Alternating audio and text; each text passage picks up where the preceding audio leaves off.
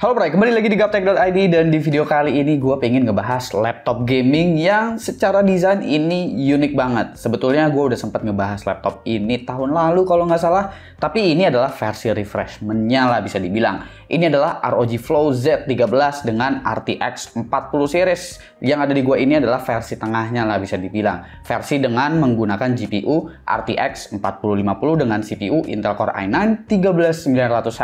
Iya, kalian nggak salah dengar bahwa laptop mungil ini yang berukuran 13 inch menggunakan Intel Core i9 13900H. Ada 3 varian di laptop ini. Yang pertama itu yang paling murah sekitar 28 jutaan, itu menggunakan RTX 2050.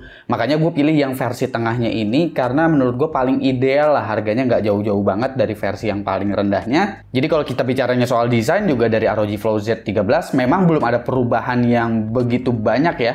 Desainnya itu masih sama persis, dan perlu kalian ketahui bahwa ROG Flow Z13 ini berbeda dengan versi X13 ya. Kalau X13 itu dia laptop 2-in-1 yang memang bisa dilipat keyboardnya, jadi ada mode tablet, ada 10 mode-nya juga. Nah, kalau yang satu ini dia seakan-akan seperti tablet yang disambungin sama keyboard. Jadi keyboardnya bisa dilepas ya. Makanya kalau kita buka laptop ini juga dia kayak semacam ada penyanggahnya gitu di bagian belakang. Ini jadinya keren karena ketika kita menggunakan mode tabletnya dan kita lagi nggak pakai keyboardnya, dia masih bisa tetap stay berdiri seperti ini. Beda halnya kalau kita pakai tablet terus kita tambahin keyboard, biasanya ya kita perlu pasang casing lagi yang ada penyanggahnya. Cuma kekurangan dari desain seperti ini, memang ketika kita ngebuka laptopnya itu jadi agak sedikit berbeda. Karena ketika kita buka laptopnya itu kita harus siap-siap untuk ngebuka si penyanggah ini dulu. Karena penopangnya itu bukan ada di bagian bawah atau di bagian keyboardnya ya. Jadi ketika kalian ngebuka laptop ini dan kalau kalian nggak ngebuka penyanggahnya ini, ya laptopnya bakalan jatuh begini aja, kayak gitu. Nah, itu mungkin adalah ya bisa dibilang kekurangan yang bisa dikompromikan kali ya. Jadi gua rasa kayak gitu sih. Paling sama ngegeser-gesernya ini.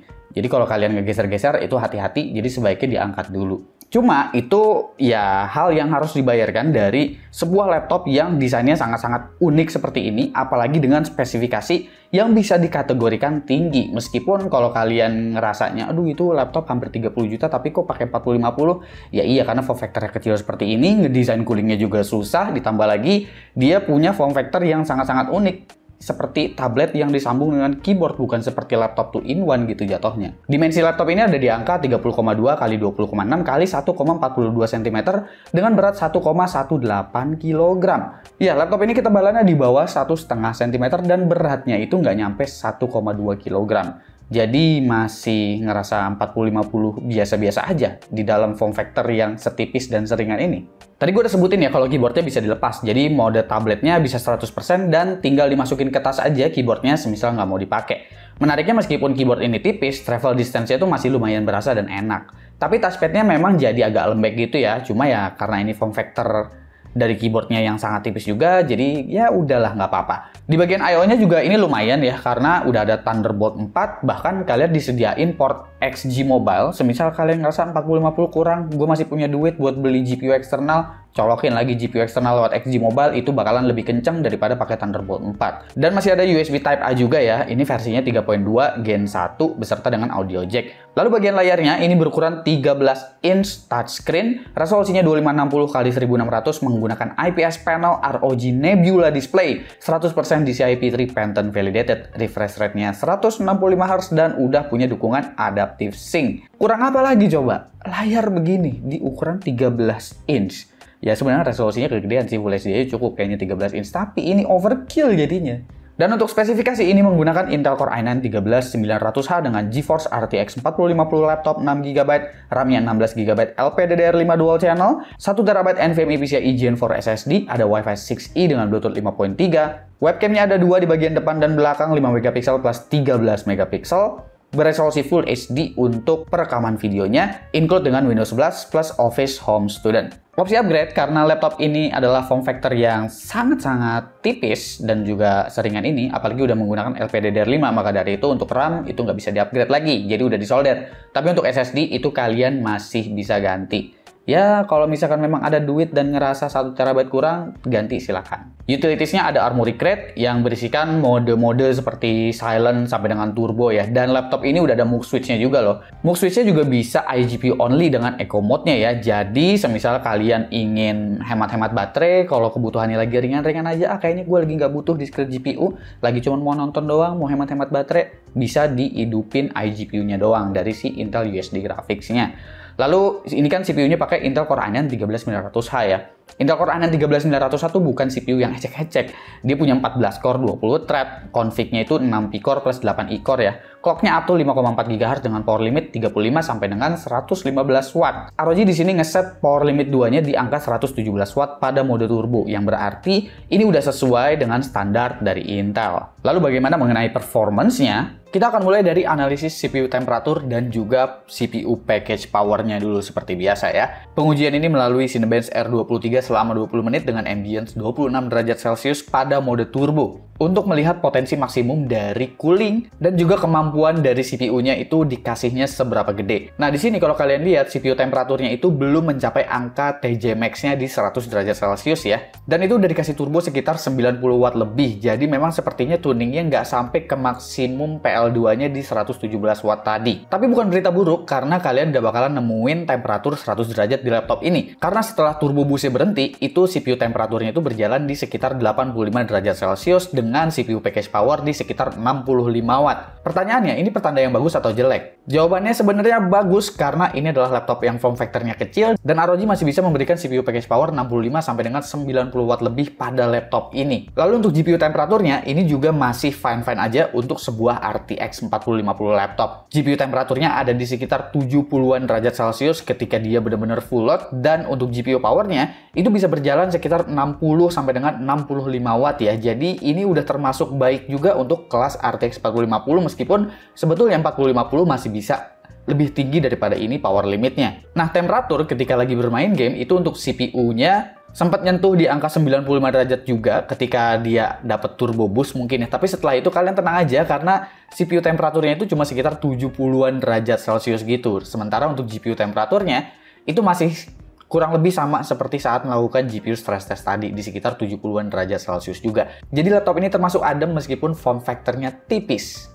Kalau kita cek kemampuannya melalui Cinebench R23, ini kemampuannya nggak kalah dengan laptop yang ukurannya 15 atau 16 inch loh, terutama pada mode turbo ya.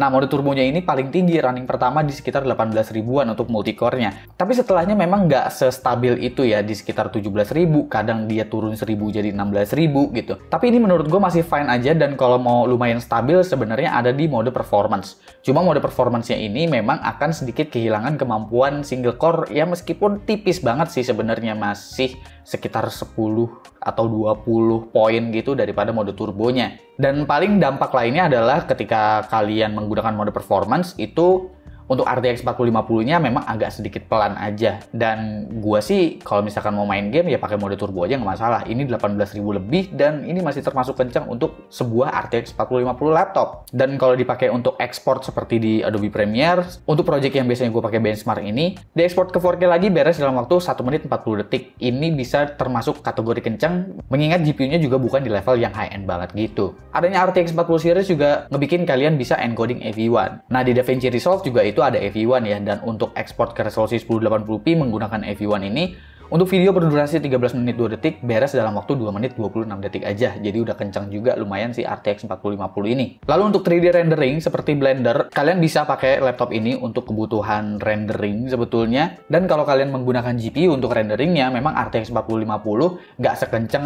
lawan-lawannya ya, karena di kelas RTX 40 series ya 4050 tuh yang paling entry. Dipakai Stable Diffusion itu masih oke loh, karena untuk RTX 4050 laptop itu performance-nya udah lumayan dekat dengan RTX 3060 yang ada di PC desktop bahkan. Tapi ya ini kemampuan hanya untuk generative image aja ya, bukan kemampuan untuk training. Karena kalau untuk training itu kalian membutuhkan VRAM yang besar, dan 4050 cuma punya VRAM di 6GB aja. Lalu kita masuk ke pengujian game. Seperti biasa untuk pengujian game di sini semuanya setting-setting grafik udah gue sesuaikan biar ketahuan lah gitu enaknya di laptop ini tuh main dengan preset seperti apa. Di Cyberpunk 2077 gue menggunakan DLSS 3 quality dengan ray tracing medium. Presetnya itu gue pakai high aja. Di sini rata-rata FPS-nya gue udah bisa dapetin di sekitar 57. Tapi untuk 1% low frame rate-nya memang masih cenderung rendah ya. Tapi nggak apa-apa, kalian mungkin bisa turunin lagi atau matiin ray tracing, sebenarnya bakalan lebih nyaman lagi mainin game Cyberpunk 2077 ini. Untuk Death Stranding gue masih bisa pakai preset very high sih dengan DLSS quality, rata-rata FPS itu masih di atas 100, di sekitar 114, 1% low frame rate-nya juga masih tergolong fine-fine aja ya. Di sini semua gue pakai resolusi 1080p karena ya ukurannya 13 inch, nggak berasa juga sih semisalkan 1080p pakai upscaler. Far Cry 6 gue masih bisa pakai preset ultra, pakai ray tracing juga, tapi pakai FSR ultra quality. Masih bisa di atas 60 fps kok. Itu rata-ratanya masih 72, 1% minimumnya di game ini masih cenderung baik ya karena nggak beda jauh banget dari rata-rata FPS-nya. Hogwarts Legacy di sini gue cuman pakai preset high aja, tapi ray tracing itu gue hidupin dan itu high juga. Masih bisa dapetin rata-rata di 50 fps, tapi 1% low frame rate-nya di game ini ya siap-siap aja ya. Nanti gue kasih tahu faktornya kenapa banyak game yang 1% low frame rate-nya itu agak rendah di laptop ini. Horizon Zero Dawn itu dengan preset Ultimate masih aman. Rata-rata FPS masih bisa dapetin di 80. 1% minimum FPS-nya juga masih bisa dapetin di 60. Jadi untuk game ini juga masih fine, nggak ada kendala juga, nggak ada stuttering juga. Selanjutnya adalah The Last of Us Part 1. Pada resolusi 1080p dengan preset high, di sini gue masih bisa dapetin rata-rata di 60-an FPS dengan DLSS 2 quality. 1% low frame rate-nya masih ya fine lah gitu ya, selama kalian masih bisa kompromi dengan stuttering yang tipis-tipis di laptop ini. Kalau kalian ngerasa butuh preset medium, ya pakai aja preset medium. Selanjutnya adalah Shadow of the Tomb Raider. Rata-rata FPS yang bisa gue dapetin ada di angka 70, 1% low frame rate-nya juga masih sangat-sangat baik di angka 52. Ini gue pakai preset highest, DLSS quality dan juga ray tracing-nya ultra di game ini. Nah, untuk game kompetitif seperti Valorant, di sini gue kasih rata kiri aja untuk settingannya. Dan gue masih bisa dapetin rata-rata FPS di atas 300 yang berarti di sini untuk refresh rate-nya udah kekejar untuk kompetitif. 1% low frame rate-nya masih fine aja dan masih kekejar juga untuk high refresh rate dari monitor bawaan dari laptop ini ya. Nah, curiga-curiga dari gue kenapa beberapa game itu memang masih mengalami stutter, mungkin karena dari SSD-nya ya. Ini NVMe PCIe Gen 4, tapi untuk kecepatan sekuensialnya itu ada di sekitar 3,6 sampai dengan 4,5 GB per second. Gue rasa di sini ROG nggak pakai SSD yang memang kelasnya atas-atas banget untuk NVMe PCIe Gen 4-nya, dikarenakan mungkin takutnya kalau pakai NVMe PCIe Gen 4 yang kecepatannya 7 GB per second gitu, itu kan temperaturnya rada-rada panas ya. Jadi kayaknya concern si ROG pengen ngebikin laptopnya ini benar-benar bisa kelihatan adem sampai dengan di storage-nya ini. Oke, kita masuk di bagian harga dan juga kesimpulan untuk ROG Flow Z13 tahun 2023. Untuk harga yang satu ini, yang menggunakan RTX 4050, kalau gue cek di marketplace, itu yang bergaransi resmi dari Asus Indonesia selama 2 tahun, beserta dengan Asus Perfect Warranty yang VIP, itu harganya ada di angka sekitar 31 jutaan. Jadi pastiin kalau nemu yang lebih murah pun, pastiin aja itu bergaransi resmi dari Asus Indonesia, seperti yang gue sebutkan tadi, beserta dengan Office Home Student-nya. Dan laptop ini selalu punya kesan tersendiri lah buat gue, karena ROG nggak cuma bicara desain yang out of the box di sini, tapi tetap peduli dengan kualitas komponen di dalamnya. Kelihatan Asus makin jago bikin cooling yang bagus dalam urusan form factor kecil seperti ini. Kalau ROG Ally bisa tahan power 50 watt dalam ukuran handheld, maka di form factor seperti Flow Z13, ROG bisa meredam 2 komponen yang cukup tinggi. Ini bukan asal dibikin adem loh ya. Kalau mau dibikin adem doang gampang, power limitnya turunin aja. Atau kasih thermal limit yang rendah, ya udah, itu kelar, laptop bakalan jadi adem. Tapi ROG nggak melakukan itu. Power dan performance yang keluar masih dalam batas yang bagus.